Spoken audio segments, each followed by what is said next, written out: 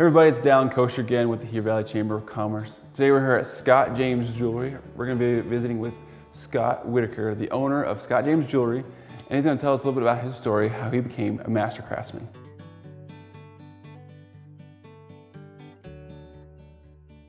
Probably since I was 8, I'd been working with my hands, I'd say, making like macrame style like bracelets with cord or beaded work.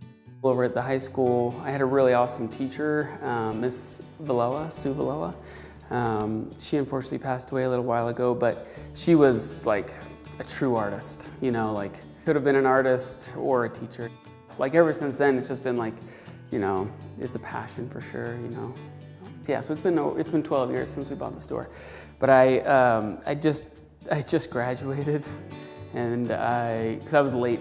I worked all through college, had kids, built a house, like, so we had our second kid, and then I think my wife even found out she was pregnant, like with a third, like, accident, and so it was just like, we had all the stuff going on, we bought the store, and it was just crazy, but, you know, like, when you, like, I don't know, I just feel like when you're passionate and like really into it, you find a way to make it work and for everything to, like, you know, stick together, because we are a really traditional store.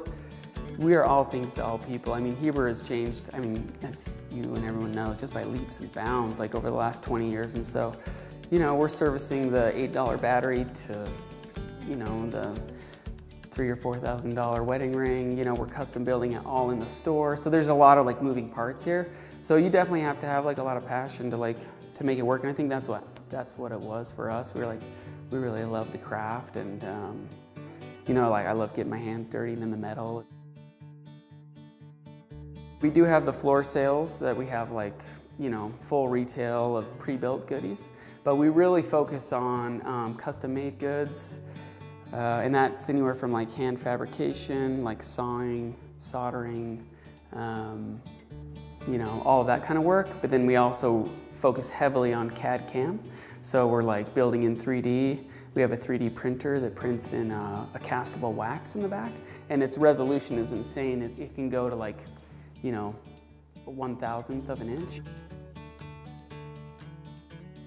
So lately I've been trying to really focus on like what I like to build. It's interesting when you're in this environment because you're working so closely with customers. A lot of time that you forget like part of the passion of like why you started, you know, which isn't bad. It's just the way the businesses go. But lately I've really been trying to focus on like, you know, like why I build jewelry and like what it's for. And so like the outdoors are a huge part of my life and like what I do. So I came up with a product a while ago that's it's a topographical line that I really enjoy doing. So we can actually take any mountain range or canyon or anywhere really and turn that into a piece of jewelry. And so it's really fun. Like, I have one of Timpanogos and the Tetons, and I mean, like, you know, dozens and dozens of places that we've built. It's really cool, and it's kind of a passion work right now that I'm doing. But on top of that, I'd say like fabricated pieces. I really love working with turquoise and natural stones like that, and doing bezel work, bracelets, rings. I never would have thought, like, with jewelry, the connection with the customer is always like the greatest thing, you know, whether it's something like that, or I just made a piece for a customer a month or two ago where it's where they got engaged. It was like the peak where they got engaged. We engraved the date on the back and did some fun stuff like that for them. You know, so I think building a story behind the jewelry has always been like really cool, and then connecting that to the customer has always been really fun for us, because I do build a lot of stuff that I think resonates like with the outdoors, and then people kind of like are able to, like, you know, come in and be like, oh, I love that. It's kind of what I do every day, and then it goes with them. So that part of the business I like the best.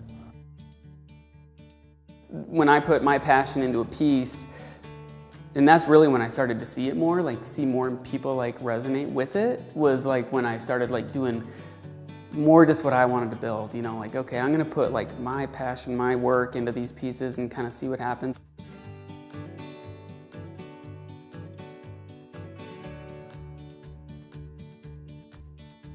Well, thanks, Scott, for telling us a little bit about your story and what a cool story it is. And thanks for showing us the behind the scenes of how jewelry is made. For more information about the Heber Valley, go to gohebervalley.com.